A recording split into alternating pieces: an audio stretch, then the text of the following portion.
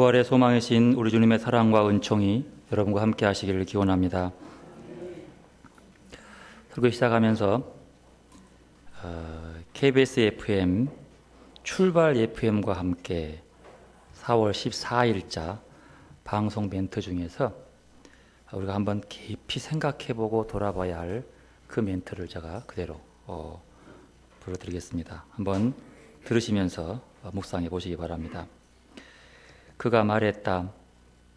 인간관계 문제는 서로 사랑하는 방법을 몰라서라기보다는 사실 서로 사랑하고 싶어하지 않기 때문에 생긴다고 할 수 있다. 많은 사람이 성선설을 믿고 싶어합니다. 그것은 희망을 믿고 싶어한다는 뜻일지도 모르겠습니다.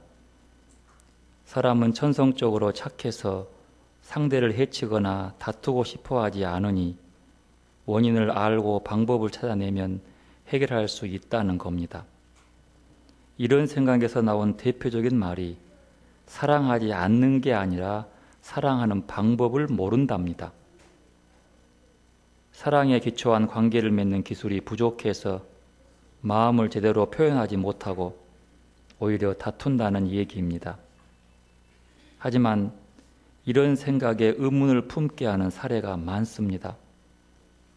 수십 년 동안 똑같은 레퍼토리로 다투는 부부, 같은 공간에서 지내면서 끝내 냉랭한 관계를 유지하는 동급생이나 직장 동료, 이웃을 들 수 있고, 멀리는 오랜 세월에 걸친 기독교회와 이슬람교회 갈등이나 우리의 남북관계가 그런데요. 방법을 몰라서 서로 화합하지 못한다고 막연히 이해하기에는 같은 방식의 다툼과 갈등이 너무 오랜 세월 반복됐습니다. 인지행동 치료의 최고 권위자로 인정받고 있는 데이비드 번지가 쓴 관계 수업이라는 책이 있습니다. 그는 오랫동안 갈등을 겪고 있는 부부를 상담했습니다. 사이가 좋지 않는 여느 부부가 그렇듯이 그들도 모든 문제의 원인을 상대의 탓으로 돌렸습니다. 이들의 관계가 어디서부터 어떻게 꼬였는지 알아내는 것도 어렵지 않았습니다. 해결 방법을 제시하는 것도 그리 어려운 일은 아닌데요. 그러나 그들은 갈등을 해결하지 못했습니다. 관계를 치료하고 문제를 해결하는데 전혀 흥미를 느끼지 못했기 때문입니다. 이들은 서로 공격하면서 얻어지는 보상을 사랑하고 존중하면서 얻은 보상보다 더 크게 느꼈고 이대로 지내는 걸 편하게 느꼈습니다. 다시 말해 인간에게는 긍정과 사랑 같은 선한 본성도 있지만 부정적이고 파괴적인 본성도 있다는 뜻입니다. 그래서 친하게 지내는 것보다 갈등과 적대 관계의 매력을 느끼는 사람도 있다는 겁니다. 그는 말합니다. 인간관계 문제는 서로 사랑하는 방법을 몰라서라기보다는 사실 서로 사랑하고 싶어하지 않기 때문에 생긴다고 할 수 있다. 서로를 존중하며 친밀한 관계를 맺고 싶은데 방법을 모른다면 노력하겠지요. 그런데 그 노력조차 하지 않고 심지어 거부한다면 달리 해명할 말이 없습니다. 친하게 지내고 싶어하지 않기 때문이라고, 사랑하고 싶어하지 않기 때문이라고 밖에 말할 수 없지요. 냉정한 판단이지만 한편으로는 주변의 인간관계와 자신의 본성을 돌아보게 하는 지적인데요. 번즈 박사가 강조하는 핵심은 이겁니다. 관계는 당신이 원하는 만큼 친밀해진다. 신앙도 관계입니다. 신앙은 하나님과의 관계를 얘기하는 거예요. 이 관계의 신앙은 굳건할 수도 있고 흔들릴 수 있다는데 문제가 있는 거죠. 그러니까 우리가 가진 신앙은 한번 가지면 항상 견고한 반석과 같지는 않다는 거예요. 흔들린다는 겁니다. 만약 몸이 갑자기 아프거나 충격적인 사건을 당했을 때 그리고 사람과의 관계가 허망하게 깨뜨려질 때 우리의 신앙은 요동치기 시작합니다. 그래서 신앙생활하는 사람은 자꾸 자신의 신앙을 확인하고 돌아볼 필요가 있습니다. 내가 지금 오늘 이 시점에서 무엇을 바라보고 있는가? 내가 신앙하는 이 믿음 앞에서 무엇을 가장 중요한 것을 여기고 있는가? 그리스도인으로서 내가 추구하는 것이 무엇인가? 다시 말하면 신앙의 가장 기본적인 것을 되물어야 합니다. 내가 하나님 앞에서 바른 행동을 하고 있는 건가? 내가 하나님을 바라보고 있는 건가? 아니면 주변의 여러 가지 우여곡절과 내게 다가오는 여러 가지 환난과 고난 가운데서 내가 과연 헤매고 있는, 붙잡고 있는 게 무언가? 지금 신앙생활하고 이 교회에 나와서 여러분이 가장 첫 번째로 생각하고 기억하고 바라보고 있는 것이 무엇입니까? 이걸 물어야 한다는 거죠. 요한복음은 기원 후 85년에서 100년경에 쓰여졌다고 그렇게 보고 있습니다. 이 시기는 예수님의 십자가와 부활이 있은 후 두 세대쯤 지난 시절입니다. 특별히 예루살렘 성전이 멸망한 이후 10년 또는 20년 지난 때입니다. 예루살렘은 성전은 주후 70년에 로마의 티토 장군에 의해서 멸망하였습니다. 그래서 성전을 중심으로 기득권을 가졌던 사두개파가 그 세를 잃어버리고 율법을 짓고 연구하고 가르치고 보존하는 일을 해온 바리새파가 상대적으로 힘을 떨치는 그런 시기였습니다. 그리고 우리가 지난주에 본 것처럼 85년에서 100년이면 도미티누스 황제가 황제 숭배를 강조하며 자기가 주님이고 하나님이라고 얘기하면서 자기를 믿고 숭배하라고 가르쳤던, 그리고 강요했던 그런 시대입니다. 외적으로 황제 숭배로 인한 하나님 숭배를 거절하고 거기에 매몰돼서 힘들었고, 내적으로 이단들의 꼬임을 통해서 하나님 말고 다른 것들을 함께 섬기라는 특별히 유대교적 바리새인들의 성서 해석이 그들을 힘들게 했습니다. 우리가 알다시피요, 바리새인들이 누굽니까? 예수님 시대에 가장 많은 논쟁과 갈등과 예수님의 사역을 반대하고 싸웠던 사람이 바리새파들이. 근데 더 재밌는 건 원래 기본적으로 예수님도 바리새파의 교우입니다. 예수님도 바리새파예요. 당시 랍비도 바리새파들이요. 같은 바리새파 사람들 중에서 예수의 그 본뜻을 이해하지 못하고 그들은 늘 갈등하며 늘 다투었다는 사실이죠. 그런데 그것이 이제 요한 교회의 공동체의 하나의 갈등의 문제로 자리 잡게 됩니다. 외적인 억압과 핍박, 내적인 교류적인 혼란스러움 속에서 그들은 갈피를 못 잡는, 무엇을 잡아야 할지, 무엇을 바라봐야 할지 모릅니다. 바로 그들에게 요한은 그 공동체에게 우리가 지금 바라보고 우리가 생각해야 할 첫 번째 것이 무엇이냐를 제시하면서 그들에게 희망을 불어넣기 위해서 요한복음을 쓰고 있습니다. 너희의 끝이 아니라 새로운 희망을 위해서. 이런 배경을 전제로 두고 요한복음이 기록되어 오면서 오늘 본문은 우리에게 새로운 계명을 줍니다.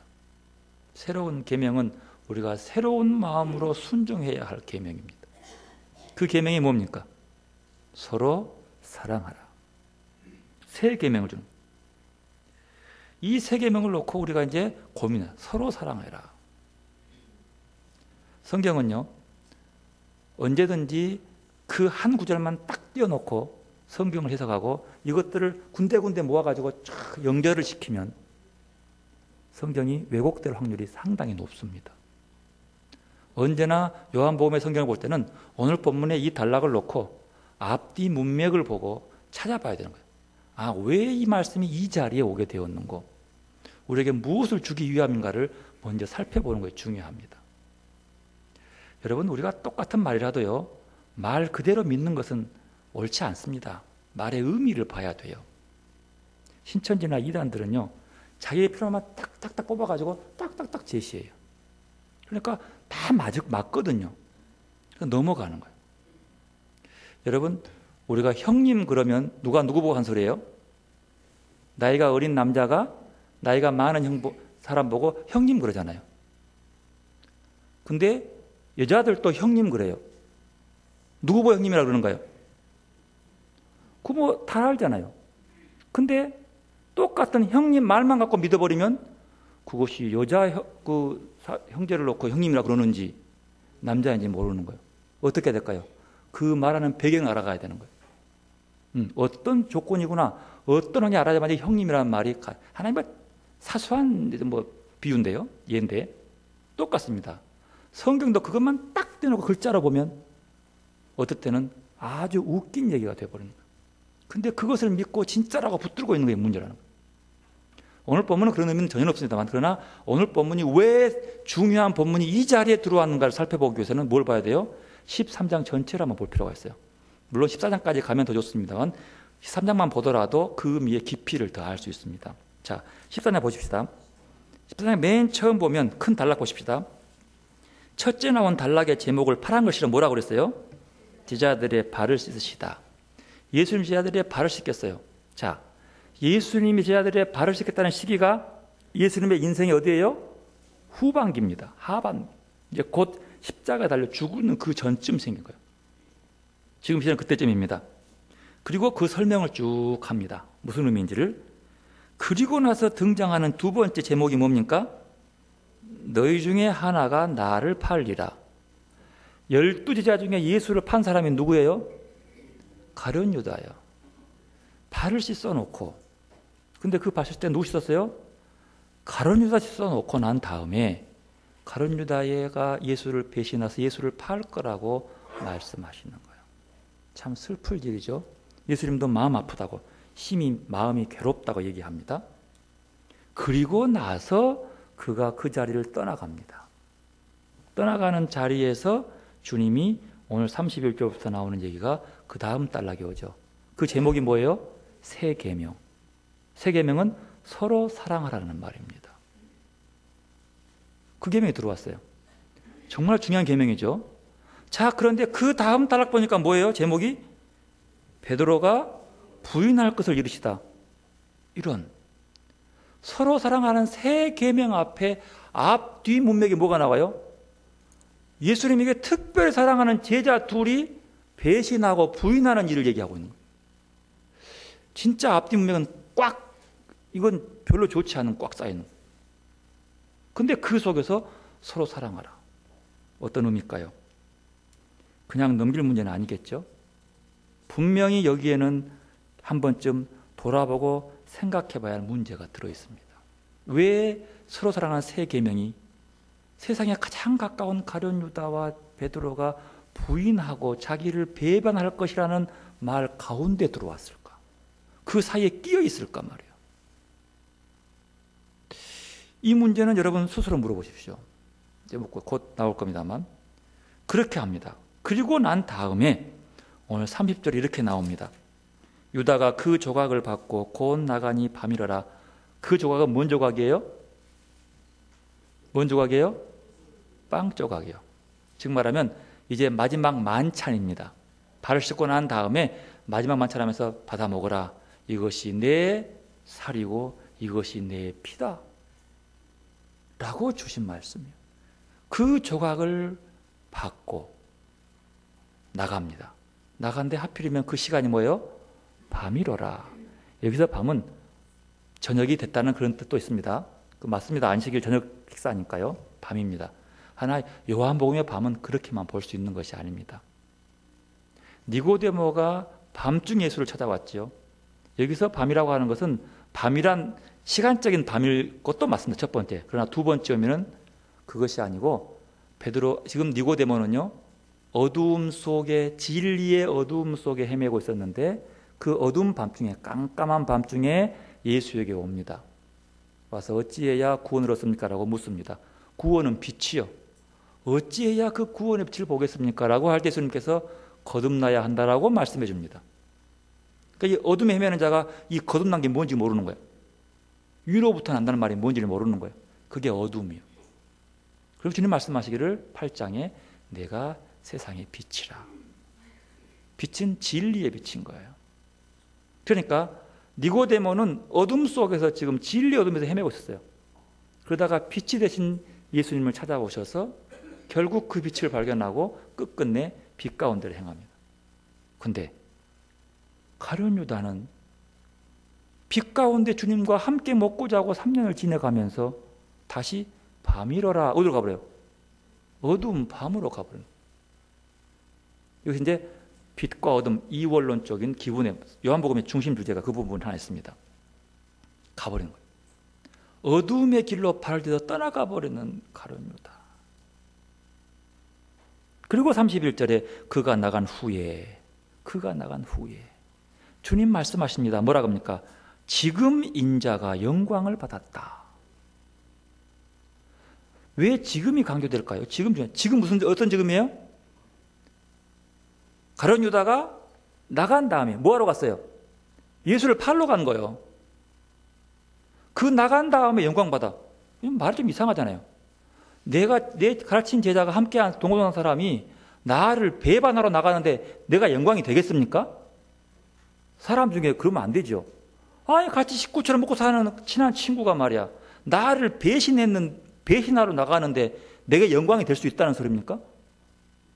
근데 성경은 말합니다. 그것이 예수님의 영광이라고. 더 나아가서 하나님도 인자로 말미암아 영광 받았다라고 얘기합니다. 영광의 개념은 요한복음의 중요한 개념입니다. 여러분 믿음의 공동체에 있어서 가장 중요한 것이 뭡니까? 여러분에게 그리스도에서 여러분에게 가장 중요한 게 뭐예요? 하나님께 영광을 돌리는 거예요. 이건 1번이잖아요. 잘 알잖아요. 영광은 우리가 하나님께 영광을 돌리는 거예요. 그게 첫 번째예요. 근데 아니 예수를 배신한 가룟 유다가 나가니까 영광을 받아버린 거예요. 근데 하나님도 영광 받아버리는 거예요. 이건 좀 물어보죠. 여러분 요한복음에 있었어요. 영광은요. 예수님의 십자가와 부활과 승천입니다. 요한 문서에 있어서 십자가의 죽음과 부활과 승천이 하나님의 영광이라고 늘 강조하는 거예요. 그게 영광이라고. 그래서 요한 신학의 핵심은요. 십자가의 죽음이 곧 부활의 영광이다라고 연결시키는 거예요. 그 초점, 관점이 그가 있어요. 한번 고민해야 됩니다. 그 당시 요한 공동체에서 박해와 고난받는 그들에게 말하는 거죠. 하나님의 의와 하나님의 뜻을 이루기 위해서 그 뜻을 따라가면서 교회가 고난받는 그 자체, 그게 뭐라고요? 영광입니다라고 얘기하는 거죠. 당신들이 황제 숭배하지 않기 때문에 받는 고난, 내적으로 무식하다고 그것도 모르냐고 하면서 바리새인들이 얘기하면서 이것저것 따지고 들어와서 내가 어디를 가야 할지 영적으로 갈피 못 잡는 그 순간에 당한 수치스러움. 그런데 아버지의 뜻은 하나님만 바라보고 그러는 거예요. 십자가만 믿으라고 하는 거예요. 그걸 붙잡고 나니까 자꾸 부끄러워지는 거예요. 인생이 십자가밖에 안 보이고. 그런데 그것이 영광이라고 가르쳐주고 있어요. 아버지와 아들이 하나라고 하면서 함께 영광을 받는 모습. 여러분 구원받는 성도는 하나님의 자녀입니다. 하나님의 사랑받는 자녀입니다. 또한 하나님을 사랑합니다. 형제 안에 하나님의 사랑이 거한다는 것은 형제 안에 하나님이 계시다고 하는 겁니다. 그러므로 형제를 사랑한다는 것은 하나님 사랑한다는 것이고 형제를 사랑하지 않는다고 하는 것은 하나님을 사랑하지 않는다는 것이요. 그러므로 우리가 서로 사랑할 때 아버지와 아들 예수가 하나됨을 이루는 관계가 우리 안에서 이루어진다는 사실이에요. 교회 안에서. 그럴 때 아버지와 아들이 영광을 받는다는 뜻입니다. 영광이 무슨 그래요? 그렇게 영광을 얘기하면서 그러면 너희들이 진정으로 한 몸처럼 영광스러운 사람이 되고 아버지와 아들께 성령께 영광을 돌리는 일이 뭐냐? 그 계명이 뭐요? 서로 사랑하라. 오늘 보면 34, 35절 함께 읽어보겠습니다. 새 계명을 너희에게 주노니 서로 사랑하라. 내가 너희를 사랑한 것 같이 너희도 서로 사랑하라. 너희가 서로 사랑하면 이로써 모든 사람이 너희가 내 제자인 줄 알리라. 이 귀한 계명, 너무 좋은 계명이죠. 새 계명을 주었습니다. 그런데 이 계명은요, 갑작스럽게 툭 떨어진 것이 아닙니다. 지금까지 늘 예수님이 강조했던 겁니다. 13장 1절에 보면 보시기 바랍니다. 이렇게 말합니다. 6월절 전에 예수께서 자기가 세상을 떠나 아버지께로 돌아가실 때가 이른 줄 아시고 세상에 있는 자기 사람들을 사랑하되 언제까지요? 끝까지 사랑하시니라. 여기서 끝까지라고 하는 말은요, 죽기까지 그 뜻이에요. 죽기까지 사랑하시니라 그 뜻이거든요. 이것이 13장 전체의 서론입니다. 아니 13장 이후 14장부터 십자가 말린 부활까지 가진 서론이 이겁니다. 주님의 십자가와 부활과 승천은 모두 우리를 사랑한, 끝까지 사랑하는 사랑의 개념에서 나온다는 사실입니다. 그러면 물어보십시다. 오늘 본문 살펴보면 그 사랑이 구구절절 드러나고 있습니다. 요한복음 13장 14절 15절 보면 그 사랑이 어떠한지를 보여줍니다. 함께 읽어보겠습니다. 내가 주와 또는 선생이 되어 너희 발을 씻었으니 너희도 서로 발을 씻어주는 것이 옳으니라. 15절 내가 너희에게 행한 것 같이 너희도 행하게 하려 하여 본을 보였노라. 이게 뭐예요? 발을 씻어주는 거예요. 서로 사랑의 본보기가 여기 나옵니다. 서로 발을 씻어주는 것, 수종드는 거지요. 섬기는 거지요. 수종과 섬김은 사랑으로 하는 겁니다. 사랑해서 하는, 사랑이 섬김이고 사랑이 수종이 되는 겁니다. 서로 사랑의 첫 번째 부분은 그거예요. 이게 본보기지요. 또 하나, 그러면 그 끝까지 사랑한 속에서 예수님께서 자기를 배반할 줄도 알고 자기를 팔 줄도 알고 있는 가룟 유다를 끝까지 사랑했을까요? 근데 이 문제가 나와요. 13장에 나오죠. 여러분, 결론적으로는 끝까지 사랑했습니다. 21절 보십시오. 예수께서 이 말씀을 하시고 심령이 괴로워 증언하여 이르시되 내가 진실로 진실로 너에게 이르노니 너희 중 하나가 나를 팔리라. 나를 팔 자가 그 중에 하나 있다는 사실을 알면서 마음이 너무 괴로운 거예요. 배신자가 있다는 사실을 예수님은 알고 있어요. 그러면서도 가룟 유다를 꾸짖지 않습니다. 좀 매를 때려가지고 못하게 하지. 하나님이 우리를 향한 사랑은요, 우리에게 자유의지를 주셔서 내가 죄를 지어도 안타까워하시며 마음 아파하시며 기다리시지 나를 로봇처럼 손을 쳐서 못하게 하지 않습니다. 돌아오기를 왜? 사랑하기 때문이에요. 그리고 배반할 줄 알면서 앞에 보면 나와요. 2절부터 나옵니다. 시몬의 아들 가룟 유다의 마음에 예수를 팔 생각에 넣었더라. 예수 알고 있었어요. 하지만 그의 발을 씻어 주었습니다. 유다도 알고 있었어요. 그때쯤 그 사랑 알고 돌아왔으면 좋았으련만 오지 않습니다. 그래서 마음이 아파서 괴로운 심정으로 누구 중에 한 명이 팔 거라고 얘기했어요. 가룟 유다는 알았습니다. 자기인 줄. 왜 몰랐겠습니까? 자기인데. 그러나 예수님은 그라고 지적하지 않습니다. 지하들은 모릅니다. 그에게 띄워줍니다. 받아 먹어라. 내 살이다. 받아 먹어라. 내 피다. 그리고 줍니다. 안타까운 마음, 돌아오거라. 이제쯤 알고 와. 더 이상 어두운 밤에 어두운 곳에 발딛지 말고 이제 가지 말아라 하는 그런 마음이 들어 있습니다. 하지만 그는 결국 돌아가 버리고 맙니다. 왜 그랬을까요? 그를 왜 못 잡았을까요? 사랑하기 때문입니다. 사랑은 그런 겁니다. 사랑을 떠난 자를 돌아오게 부른 게 아니라 기다립니다. 탕자를 기다리는 아버지처럼 눈이 짓물도록 눈이 멀 만큼 바라보고 기다리고 계시지 쫓아가서 붙잡아 오지 않습니다.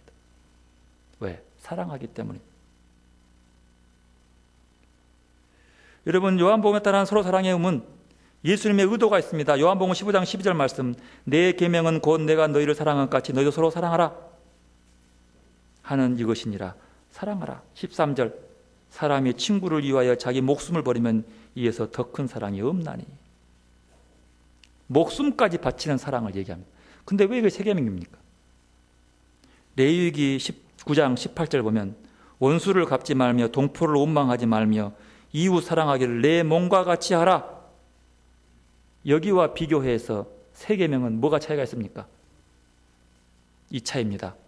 목숨까지 버리고 사랑하라는 것은 레위기에 없어요. 그러니까 구약에서 말하는 이웃 사랑을 더 강화시키고 확대시킨 것이 오늘 서로 사랑의 의미입니다. 죽기까지 사랑을 하는. 그래서 주님은 죽기까지 사랑하셔서 십자가에 죽으시는 거예요.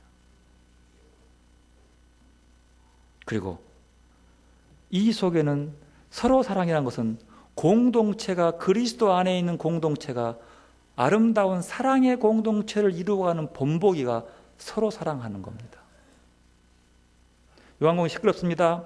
이렇게 하면 우리 다 멸망해, 조금 타협하자라고 얘기하고, 바리새인처럼 교묘하게 신앙을 지키면서도 로마에 박해받자는 길이 얕지 않느냐, 그 길로 가자, 이러다가 다 멸망한다.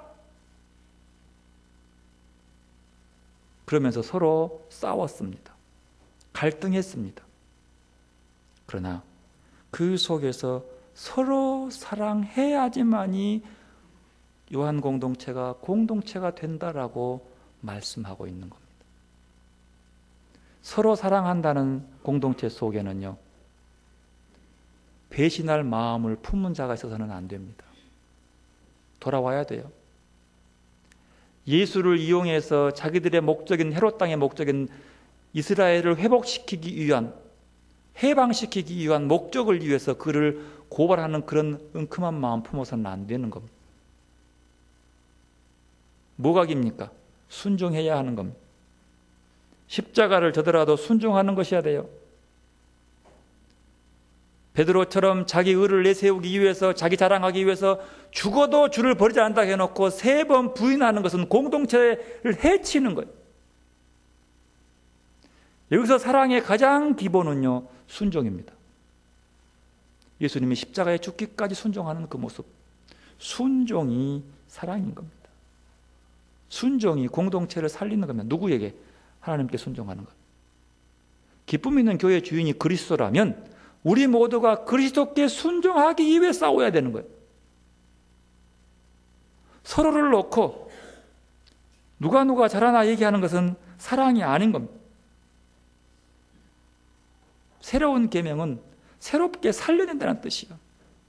나는 이렇게 열심히 봉사했는데 너는 그것밖에 안 했냐? 그 사랑이 그것밖에 안 되냐? 비교하는 것, 서로 사랑이 아닌 겁니다.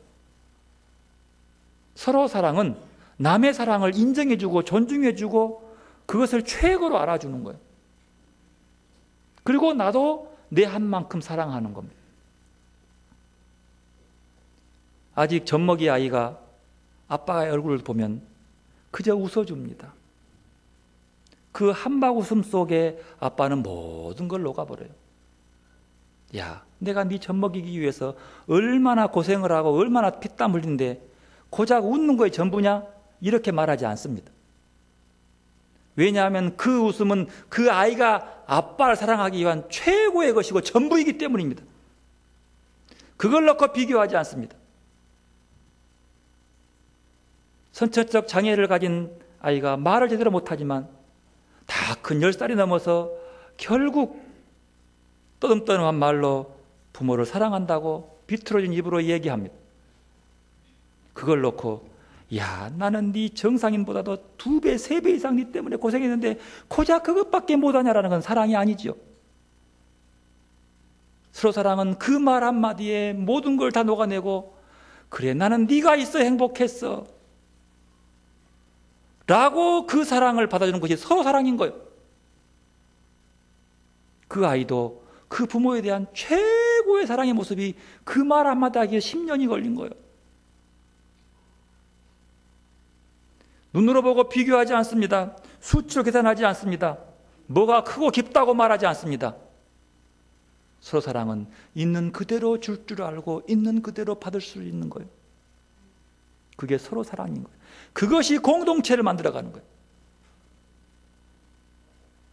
나는 배운 게 없고 나이 들어 못한다라고 하는 그것이 아니라 그의 마음씀 한마디가 얼마나 귀한지를 볼 줄 있는 눈, 그리고 오직 그것을 시시비를 가리고 누가 잘하고 누구가 못하는 서열을 세우는 것이 서로 사랑하는 것이 아니라 오직 하나님만 바라보고 하나님의 사랑 안에만 머물고 남의 사랑을 귀한 것으로 존중할 줄 알고 남의 섬김을 정말로 큰 사랑으로 알고 나도 내 주어진 한계 속에서 내 달란트만큼은 마음을 다해서 사랑해 주는 거예요.